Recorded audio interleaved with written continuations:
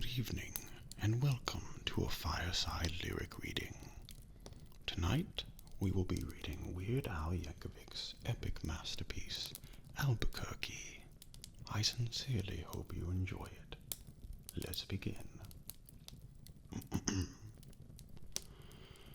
Way back when I was just a little bitty boy living in a box under the stairs in the corner of the basement of the house half a block down the street from Jerry's bait shop. You know the place. Well, anyway, back then, life was going swell, and everything was just peachy. Except, of course, for the undeniable fact that every single morning my mother would make me a big bowl of sauerkraut for breakfast. Oh, big bowl of sauerkraut. Every single morning. It was driving me crazy. I said to my mom, "Hey Mom, what's with all the sauerkraut?" And my dear, sweet mother, she just looked at me like a cow looks at an oncoming train, and she leaned right down next to me, and she said, "It's good for you." And then she tied me to the wall and stuck a funnel in my mouth and force-fed me nothing but sauerkraut until I was 26 and a half years old. That's when I swore that someday I would get out of that basement and travel to a magical faraway place where the sun is always shining and the air smells like warm root beer and the towels are oh so fluffy, where the Shriners and the lepers play their ukuleles all day long, and anyone on the street will gladly shave your back for a nickel. Waka waka doo-doo, yeah. Well, let me tell you people, it wasn't long at all before my dream came true, because the very next day, a local radio station had this contest to see who could correctly guess the number of molecules in Leonard Nimoy's butt. I was off by 3, but I still won the grand prize. That's right, a first-class one-way ticket to Albuquerque. Albuquerque. Oh yeah. You know, I'd never been on a real airplane before, and I gotta tell ya, it was really great. Except that I had to sit between 2 large Albanian women with excruciatingly severe body odor, and the little kid in back of me kept throwing up the whole time. The flight attendants ran out of Dr. Pepper and salted peanuts, and the in-flight movie was Biodome with Pauly Shore, and, oh yeah, 3 of the airplane engines burned out, and we went into a tailspin and crashed into a hillside, and the plane exploded in a giant fireball, and everybody died. Except for me. You know why?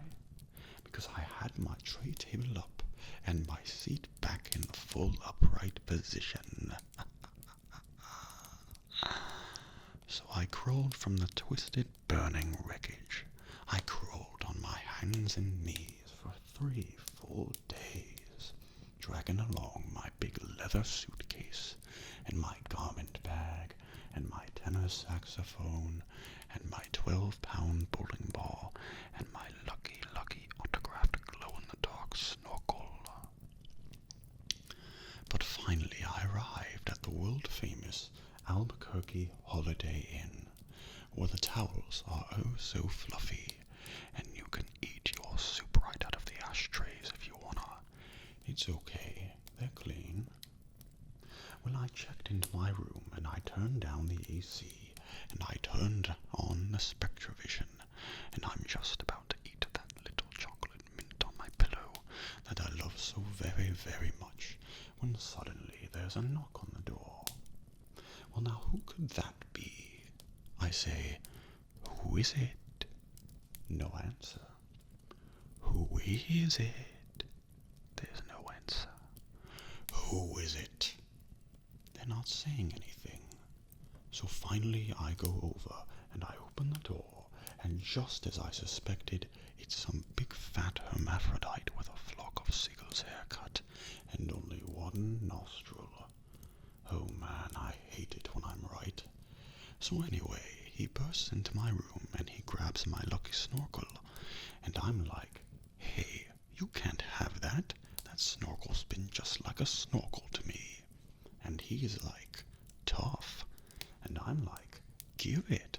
And he's like, make me. And I'm like, okay.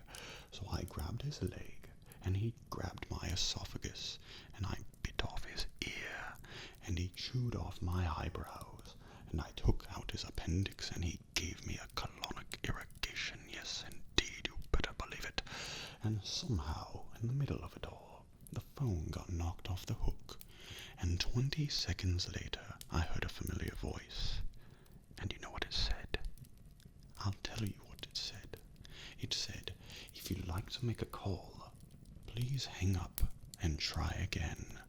If you need help, hang up and then dial your operator. In Albuquerque. Albuquerque. Well, to cut a long story short, he got away with my snorkel, but I made a solemn vow right then and there that I would not rest, I would not sleep for an instant until the one-nostrilled man was brought to justice. But first, I decided to buy some donuts. So I got in my car and I drove over to the donut shop, and I walked on up to the guy behind the counter, and he says, yeah, what do you want? I said, you got any glazed donuts? He said, no, we're out of glazed donuts. I said, well, you got any jelly donuts? He said, no, we're out of jelly donuts. I said, you got any Bavarian cream-filled donuts? He said, no, we're out of Bavarian cream-filled donuts. I said, you got any cinnamon rolls? He said, no, we're out of cinnamon rolls. I said, you got any apple fritters? He said, no, we're out of apple fritters. I said, you got any bear claws? He said, wait a minute, I'll go check. No, we're out of bear claws. I said, well, in that case, what do you have? He says, all I got right now is this box of 12 starving, crazed weasels. I said, okay, I'll take that. So he hands me the box and I open up the lid and the weasels jump out and they immediately latch onto my face and start biting me all over.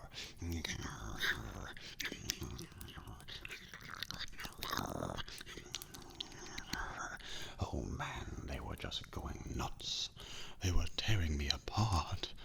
You know, I think it was just about that time a little ditty started going through my head. I believe it went a little something like this. Oh, get them off me, oh, no, get them off, oh God, get them off me.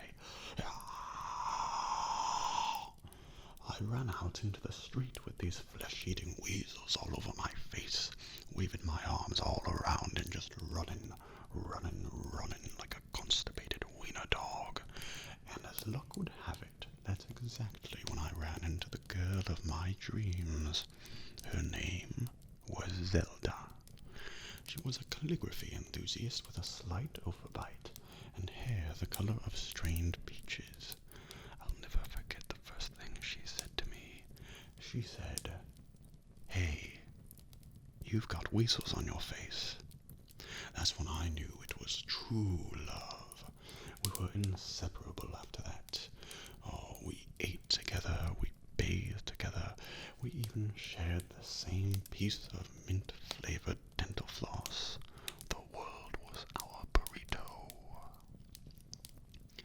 So we got married and we bought us a house and had 2 beautiful children, Nathaniel and Superfly. Oh, we were so very, very, very happy. Oh, yeah. But then one fateful night, Zelda said to me, she said, "Sweetie Pumpkin, do you want to join the Columbia Record Club? I said, whoa, hold down now, baby. I'm just not ready for that kind of commitment. So we broke up and I never saw her again, but that's just the way things go. In Albuquerque. Anyway, things really started looking up for me, because about a week later I finally achieved my lifelong dream. That's right, I got me a part-time job at the Sizzler. I even made Employee of the Month after I put that grease fire out with my face. Oh yeah, everybody was pretty jealous of me after that. I was getting a lot of attitude. Okay, like one time, I was out in the parking lot trying to remove my excess earwax with a golf pencil when I see this guy Marty trying to carry a big old sofa up the stairs all by himself. So I say to him, hey, you want me to help you with that? And Marty, he just rolls his eyes and goes, no, I want you to cut off my arms and legs with a chainsaw. So I did. And then he gets all indignant on me. He's like, hey man, I was just being sarcastic. Well, that's great. How was I supposed to know that? I'm not a mind reader for crying out loud. Besides, now he's got a really cute nickname. Torso Boy. So what's he complaining about? Say, that reminds me of another amusing anecdote. This guy comes up to me on the street and says he hasn't had a bite in 3 days. Well, I knew what he meant, but just to be funny, I took a big bite out of his jugular vein, and he's yelling and screaming and bleeding all over, and I'm like, hey, come on, don't you get it? But he just keeps rolling around on the sidewalk, bleeding and screaming, and, just completely missing the irony of the whole situation. Man, some people just can't take a joke, Anyway, where was I? Kinda lost my train of thought. Oh well, okay.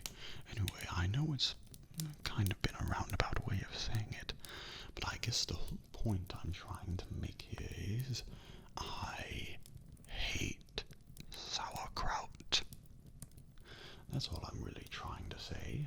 And by the way, if one day you happen to wake up and find yourself in an existential quandary full of loathing and self-doubt and racked with the pain and isolation of your pitiful, meaningless existence, at least you can take a small bit of comfort in knowing that somewhere out there in this crazy, mixed-up universe of ours, there's still a little place called Albuquerque.